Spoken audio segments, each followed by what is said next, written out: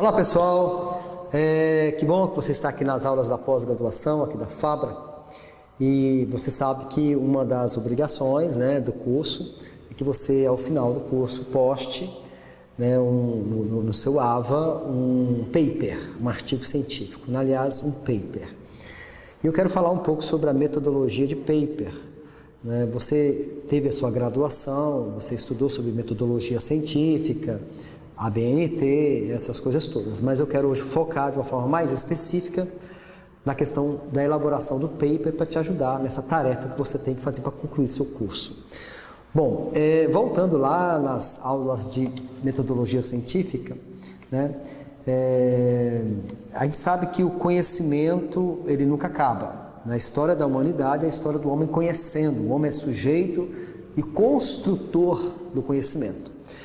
E porque nada que nós temos está pronto, está totalmente acabado. Tudo está em formação. Isso faz parte da humanidade, faz parte da sociedade. O homem é um ser racional, é um ser pensante e tem a capacidade de sempre elaborar, redefinir, rediscutir, ressignificar, reconstruir e construir novos conhecimentos. Por isso que essa disciplina é uma disciplina que nos acompanha a vida toda, metodologia da pesquisa, nos acompanha na graduação, na pós, no mestrado, no doutorado, no pós-doutorado, no trabalho profissional também. Por isso que é um instrumento muito importante da ciência para a construção do conhecimento, porque ela propõe você pesquisar e construir conhecimento de uma forma organizada, confiável, uma forma técnica, E aí alguns perguntam, mas para que construir conhecimento? Nós já não temos tanto conhecimento o suficiente? Claro que não. Todo conhecimento é provisório, porque ele sempre haverá algo a mais a ser construído, a ser melhorado, a ser redefinido, E há muita coisa que nós não conhecemos bem, talvez da forma correta, tanto nas áreas da medicina, da tecnologia, da saúde, dos negócios, da educação e todas as áreas. E aí a gente volta lá nas aulas da graduação, fazendo uma revisão rápida, daquilo que você já viu, só um apanhado rápido, que a metodologia significa caminho. Método é caminho, um instrumento, um caminho pelo qual a ciência se utiliza para a construção do conhecimento. A metodologia, então, ela diz respeito aos procedimentos a serem tomados durante uma pesquisa. Então, é busca de verdades através de um método adequado, busca de conhecimentos novos ou não, mas feitos através de um método adequado de técnicas apropriadas. É um procedimento investigativo, é um procedimento metodológico que propõe buscar conhecimentos específicos, respostas, buscar soluções, entendimentos sobre várias questões da sociedade e da humanidade. Por isso que a pesquisa, você vai ver no seu quadro aí, ela busca soluções de problemas, respostas para coisas não entendidas completamente, investigação de causas e consequências de algum fenômeno, modificar ou melhorar algum conhecimento já existente, entender o funcionamento das coisas, os processos, os fenômenos e por aí vai, Enfim, entender, modificar e melhorar o conhecimento e o mundo em todas as áreas, Então essa tarefa não é fácil, é um desafio constante para todo mundo, mesmo que a gente passou pelo mestrado, doutorado, está sempre sendo desafiado, nos passos corretos da construção do conhecimento, E muitas regras, elas já estão aceitas, estabelecidas pela comunidade científica, nesse caminho do conhecimento, nessa metodologia para o conhecimento. Por isso, assim, só revisando, toda pesquisa tem que ser planejada, precisa seguir rigorosamente os métodos que foram propostos.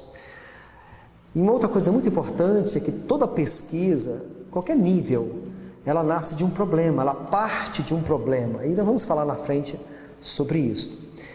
Outra coisa, ela deve ser fundamentada em conhecimentos já pré-existentes, em outras pesquisas, em outras teorias, em outros conhecimentos já realizados por outros pesquisadores. Por isso que é muito importante ter o tal do referencial teórico, da revisão bibliográfica, da fundamentação teórica. E também toda pesquisa tem que obedecer os padrões técnicos da ABNT, que é a Associação Brasileira de Normas Técnicas. Bom, eu quero compartilhar com vocês no meu livro Métodos e Técnicas de Pesquisa, nós usamos aqui na FABRA, na graduação. Você consegue ter acesso a esse livro ali no site da FABRA, lá no ícone da biblioteca você vai ter acesso ao livro, onde eu falo de tudo aqui sobre metodologia, métodos e técnicas de pesquisa. Bom, um dos capítulos eu trato a respeito dos tipos de pesquisas, né? Quais são os tipos diferentes de pesquisa? Há muitos tipos. Deixa eu falar de alguns, os principais, né? E é claro que eles vão variar de acordo com a área. Nós temos pesquisa bibliográfica. Pesquisa bibliográfica é aquela que vai se utilizar de textos, de fontes escritas, né, de autores, toda a contribuição dos livros, das teses, dos artigos científicos já escritos. Então, a busca, a fonte principal dessa pesquisa é a bibliografia. Há uma outra pesquisa chamada pesquisa documental. Pesquisa documental, ela elege como fonte principal, né, os documentos que têm relação com o seu objeto de pesquisa. Né? Exemplo, jornais, fotos, filmes, processos judiciais e tantos outros documentos de época na história, ou no direito, ou na educação, que servem como fonte principal de pesquisa. Essa é uma pesquisa documental. Outra pesquisa que existe muito é o estudo de caso, né? Onde o pesquisador, a fonte principal dele está exatamente em algum sujeito pesquisado, a vida de alguém ou de um grupo, onde todas as análises são feitas a partir dos casos específicos, né? Uma crônica, uma biografia, uma memória, uma trajetória pessoal, etc. Né? Bom, nós temos outro tipo de pesquisa chamada pesquisa etnográfica. O que é pesquisa etnográfica? É quando o pesquisador procura entender os processos e faz um mergulho, né, dentro de um grupo social. Ela é muito usada por sociólogos, antropólogos, educadores. E às vezes a gente pensa, que grupo é esse? Só índio, né? Não, a pesquisa etnográfica ela estuda grupos sociais, né? Seja esse grupo de adolescentes, de movimentos sociais, né? Grupos de jovens que têm um determinado comportamento na sociedade, como por exemplo os góticos. Você resolve fazer uma pesquisa sobre os góticos, isso é uma pesquisa etnográfica. Bom, outro tipo de pesquisa é pesquisa de campo, né? Nessa pesquisa o objeto pesquisado está lá no seu ambiente, né? Ele está no seu ambiente, o pesquisador vai a esse ambiente, coleta todas as informações, os fenômenos ligados àquele ambiente, àquele objeto, e observando, ele não faz intervenção, ele só observa, escreve, então ela acaba tendo uma natureza descritiva. E alguns também chamam de pesquisação, né? Um outro tipo de pesquisa aí é a pesquisação, que é aquele tipo de pesquisa onde o pesquisador pesquisa o objeto, mas age sobre ele, interfere nele e vê as reações, as consequências, né? Ele se envolve com o objeto de pesquisa fazendo intervenções nele. Então ele vai analisar o comportamento do objeto a partir das intervenções que ele fez, né? E é possível que o pesquisador se surpreenda, né, com resultados encontrados, até mesmo com as mudanças realizadas, né, no objeto da pesquisa. E um outro tipo de pesquisa é pesquisa experimental, que é uma pesquisa onde você manipula o ambiente, né, e controla as condições do ambiente reproduzidas em um laboratório, né? É muito usada em biologia, em tecnologia, onde você então reconstrói, cria as condições naturais, ali, reproduz ali em um laboratório, em uma experiência, em um experimento, né? E existem muitos outros tipos de pesquisa que vão variar de acordo com a área do conhecimento. E talvez você esteja perguntando, peraí, eu posso fazer uma pesquisa de campo e ao mesmo tempo bibliográfica? Sim, você pode misturar os tipos de pesquisas, onde você, por exemplo, uma pesquisa de campo, onde você analisa o ambiente, mas você tem toda uma revisão bibliográfica, toda uma pesquisa bibliográfica junto ali. Você pode misturar um estudo de caso com a pesquisa documental, né? Então vai depender muito das suas escolhas como pesquisador, né? E na hora então esses são os tipos de pesquisas. Ok, uma outra coisa importante é como que eu vou agora, na hora de fazer a pesquisa, qual é a técnica que eu vou utilizar para fazer a pesquisa, né? E há muitas técnicas, existem muitas técnicas, principalmente dentro das suas áreas, né? O que é uma técnica de pesquisa? Você pode acompanhar no seu vídeo. Uma técnica de pesquisa é a forma como eu vou conseguir os dados para a pesquisa. São procedimentos práticos, operacionais para encontrar os dados necessários à minha pesquisa, né? E deixa eu falar de algumas principais técnicas de pesquisas. Depois você pode também verificar no nosso livro lá, que está disponível no site da faculdade. Por exemplo, uma técnica de pesquisa muito utilizada no campo da educação, das ciências humanas, é a entrevista. Uma entrevista estruturada, que já está validada pela comunidade científica, não é simplesmente um monte de perguntas, né? Você precisa procurar pesquisas que já foram estruturadas, pensadas por determinados segmentos daquela área. Mas você também pode criar uma entrevista estruturada com base nos princípios já definidos pela comunidade científica. Outra técnica de pesquisa é ouvir histórias de vida, narrativas de histórias de vida. Uma outra muito utilizada é a observação. É quando o pesquisador começa a observar um fenômeno, um comportamento, um movimento, né? E existem alguns autores, o Gil, por exemplo, ele fala muito sobre a pesquisa, a técnica da observação, né? Campo de observação. Um outro tipo de técnica é grupos de estudo e até mesmo também grupos focais. São coisas diferentes, mas muitas vezes estão juntas, né? Existem formas de você também coletar informações através de um grupo que você mantém ali durante um tempo, ou um grupo focal onde você trabalha algumas técnicas próprias para grupos focais. Se você se interessa por grupos focais, você precisa entender o que é grupo focal e lá na literatura metodológica entender como faz um grupo focal ou um grupo de estudo ou um grupo de controle. O grupo de controle é outra técnica muito utilizada também, principalmente no campo da saúde, da psicologia e até mesmo na educação, né? Outra técnica é a documentação. É uma forma que o pesquisador procura entender os documentos, né? Seja de história, do direito, da sociologia, em que ele vai fazer uma leitura dessa documentação, seja uma leitura com base na análise do discurso ou na análise de conteúdo, né? Então, é preciso então conhecer um pouco sobre a análise do discurso ou análise de conteúdo para fazer uma técnica de análise da documentação. Outro tipo de técnica, testes, experimentos, fazer testes, experimentos, testes já validados pela comunidade científica, experimentos validados e anotar essas reações. Bom, e aí, dependendo da área, há muitas outras técnicas de pesquisa também que vão variar, né?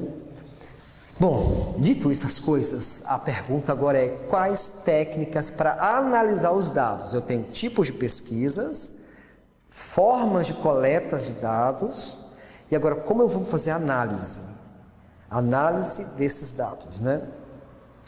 Bom, eu já tinha mencionado duas formas, né? Por exemplo, a análise do discurso é uma técnica de análise. Análise de conteúdo, né? Uma outra técnica. Se você vai trabalhar com uma dessas técnicas, você precisa se aprofundar e ler os livros de metodologia sobre essas técnicas metodológicas e dominar essas técnicas, né? Mas deixa eu falar de duas muito usadas, né? Principalmente no campo da educação, no campo, né, das ciências humanas e também das exatas, né? Necessariamente só das humanas, né? Pesquisa quantitativa. A pesquisa quantitativa, né, e vou colocar aqui no quadro para você ver o conceito, este tipo de pesquisa parte do pressuposto de que seu objeto de estudo pode ser quantificável, ou seja, traduzido em números, em informações contábeis, né, mensuráveis, né? Esse método de análise faz uso de recursos de técnicas de estatística, né? E essa matéria é estudada na graduação exatamente para isso, né? Para você analisar questão de percentagem, de média, moda, mediana, né? desvio padrão, coeficiente de correlação, análise de regressão e tantos outros tratamentos estatísticos, né, que vão ser muito úteis na pesquisa quantitativa, sempre utilizando cálculos estatísticos. Então, quem faz pesquisa quantitativa, de análise quantitativa, precisa dominar, né, as regras, né, os tratamentos estatísticos. E até mesmo para você fazer a leitura de uma pesquisa quantitativa é importante saber isso, né? Um exemplo de pesquisa quantitativa é a pesquisa eleitoral, né? Nela se procura analisar os números, os percentuais dos eleitores, as intenções de voto e por aí vai, né? Nessa modalidade de pesquisa é muito comum questionários, um grande número de pessoas, volume de pessoas, porque para você trabalhar estatística você tem que ter uma margem grande, um grande número de pessoas entrevistadas, né, para que você consiga de fato mensurar aí os dados estatísticos. O outro tipo de pesquisa, né, de análise de dados, né, é a análise qualitativa. Nessa pesquisa, esse tipo de pesquisa, né, o objeto ele não pode ser estudado por números, por quantidades. Ele é estudado pela sua qualidade, pela sua subjetividade. Por exemplo, analisar uma crença, uma situação, um comportamento, a natureza de alguma coisa, de algum movimento, de algum comportamento, os valores de um grupo, teorias, né, a qualidade do ar de uma determinada região.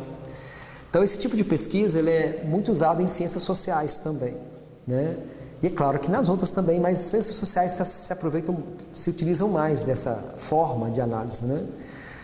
Onde que os dados numéricos são relativamente pequenos e normalmente não são analisados com técnicas estatísticas. Normalmente, esse tipo de pesquisa qualitativa, a quantidade, o número de pessoas entrevistadas é bem pequeno, é bem menor em relação à quantitativa, né? Na abordagem qualitativa, os dados numéricos até existem, mas são menores e não são o foco, pois existem em menor número, né?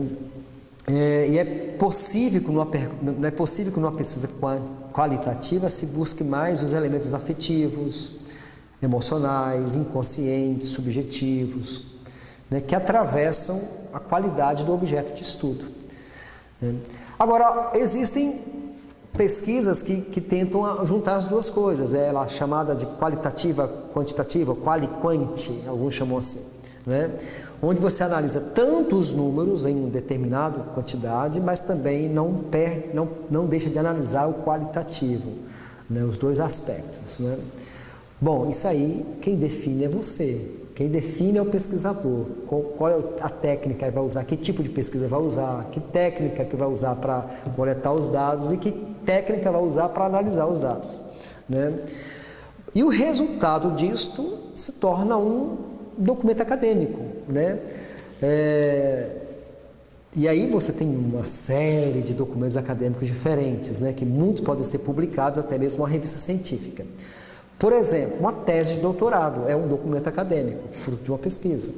Uma dissertação de mestrado é um documento fruto de pesquisa. Uma monografia, que pode, na graduação ou na pós-graduação. Um artigo científico, né, que é usado em graduação, pós-graduação, mestrado, doutorado, nunca acaba, né? Paper, sim, é disso que vamos falar, o paper. Usado também na graduação, na pós-graduação. Até mesmo mestrado, no meu mestrado eu fiz paper, no meu doutorado eu fiz paper. O paper é o objeto do nosso estudo hoje, que é o que você vai ter que apresentar ao final da sua pós-graduação aqui na FABRA, né? O que é um paper? O paper é um pequeno artigo científico. Ele é um artigo científico mais simples, mais enxuto, não é? Elaborado sobre um determinado tema, resultado de um projeto, de uma pesquisa planejada, né?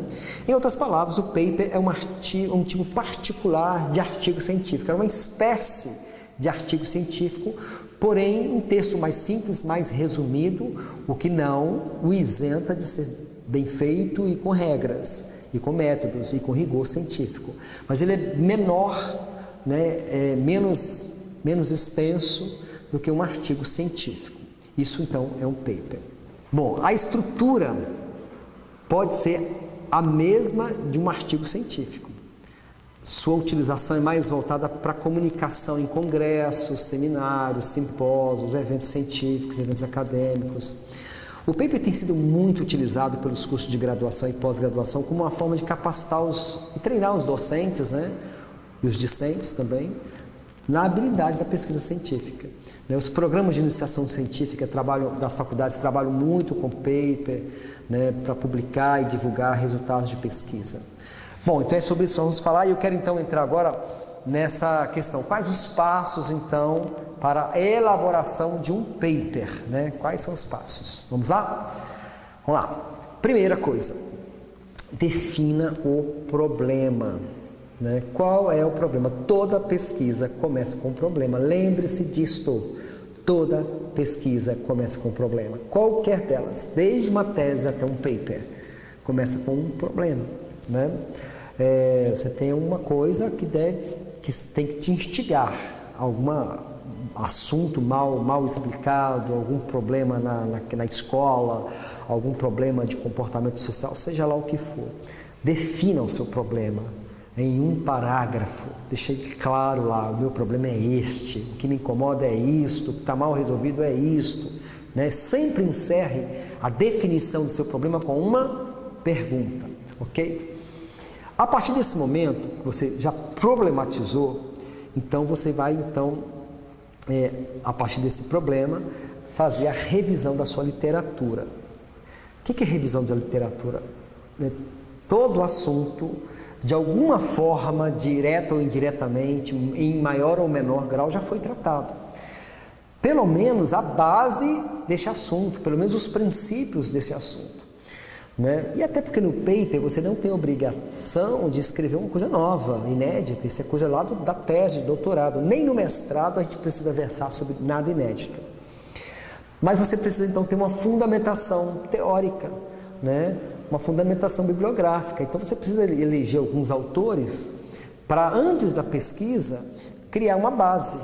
Né? A sua pesquisa tem um tema, tem um problema e ela está embasada em literaturas, em autores renomados, então você tem que construir no seu paper uma base, uma fundamentação ali teórica sobre o seu assunto. E a terceira coisa que você faz é formular a hipótese. Nem toda pesquisa tem hipótese, ok? Nem toda pesquisa tem hipótese. A hipótese acaba sendo de acordo com o problema, a pesquisa, o tema, a área. Mas o que é uma hipótese? É uma resposta antecipada antes da pergunta, a priori. Né?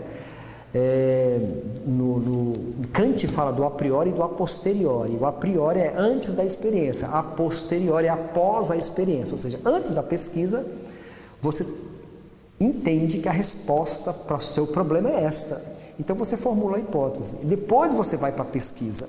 E pode ser que no meio da sua pesquisa você descubra que a sua hipótese estava errada.